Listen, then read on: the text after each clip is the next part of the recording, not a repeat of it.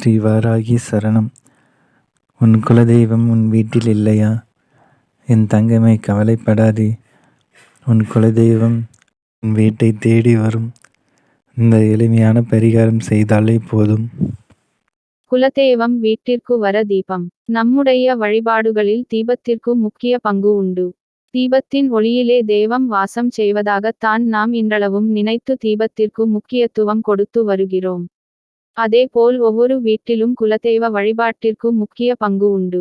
நம்முடைய வழிபாட்டின் ஆதாரமான குலதெய்வத்தையும் தெய்வத்தின் சொரூபமான தீபத்தையும் வைத்து எளிமையான ஒரு வழிபாட்டு முறையை பற்றித்தான் தெரிந்து கொள்ளப் போகிறோம்.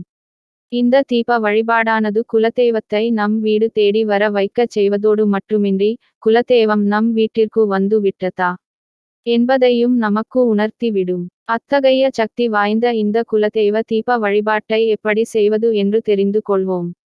இந்த தீப வழிபாட்டை செய்ய உங்கள் குல தெய்வத்திற்கு உகந்த நாள் எதுவோ அதை தேர்வு செய்து கொள்ளுங்கள். இந்த வழிபாடு செய்யும் நாளன்று காலையில் எழுந்து குளித்து முடித்து பிரம்ம முகூர்த்த வேளையிலே பூஜை அறையில் விளக்கு ஏற்றி வைத்து விடுங்கள். அதன் பிறகு குலதெய்வ படம் இருந்தால் அதற்கு மணம் மிக்க மலர்களை சூட்டி அலங்காரம் செய்து கொள்ளுங்கள். இப்போது ஒரு சிறிய மண் குடுவையில் தண்ணீரை முழுவதுமாக நிரப்பி விட்டு அந்த குடுவைக்கு முன்புறமாக ஒரு அகல் தீபம் நல்லெண்ணெய் ஊற்றி ஏற்றுங்கள்.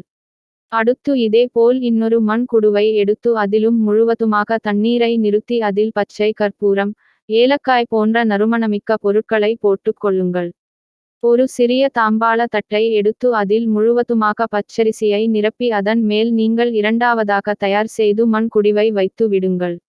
இப்போது 2 மண் குடுவைகள் தண்ணீருடன் தயாராக உள்ளது. ஒன்று குலதெய்வம் வந்து இறங்க, இன்னொன்று குலதெய்வத்திற்காக நாம் வைக்கும் தண்ணீர். நீங்கள் ஏற்றிய தீபத்தின் முன் அமர்ந்து உங்கள் குலதெய்வத்தின் பெயரை 108 சொல்லி முறை போற்றி என்ற வார்த்தையை சேர்த்து சொல்ல வேண்டும்.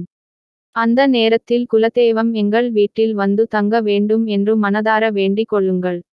இந்த வேண்டுதலை கண் மூடிக்கொண்டே வேண்டுங்கள்.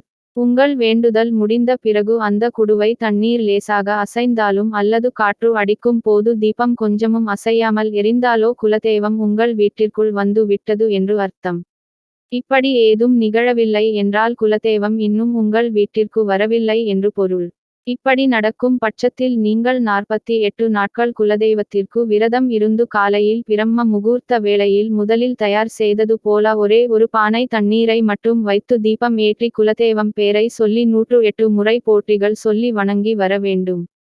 அதன் பிறகு 48வது நாள் முதல் செய்தது போல பச்சரிசி வைத்து அதன் மேல் கலச சொம்பு தயார் செய்து வைத்து தீபம் ஏற்றி வழிபட்டால் நிச்சயம் உங்கள் வேண்டுதலுக்கு இணங்கி குலதெய்வம் நீங்கள் வீடு தேடி வந்து விடும் என்று சொல்லப்படுகிறது. குலதெய்வத்தை வீட்டிற்கு வர வைப்பது அத்தனை எளிமையான காரியம் அல்ல. அதை இவ்வளவு எளிதான ஒரு வழிபாட்டால் செய்ய முடியும் என்று சொல்லப்பட்டிருக்கிறது. இந்த வழிபாட்டு முறையில் நம்பிக்கை இருப்பின் நம்பிக்கையுடன் செய்து பலன் அடையலாம்.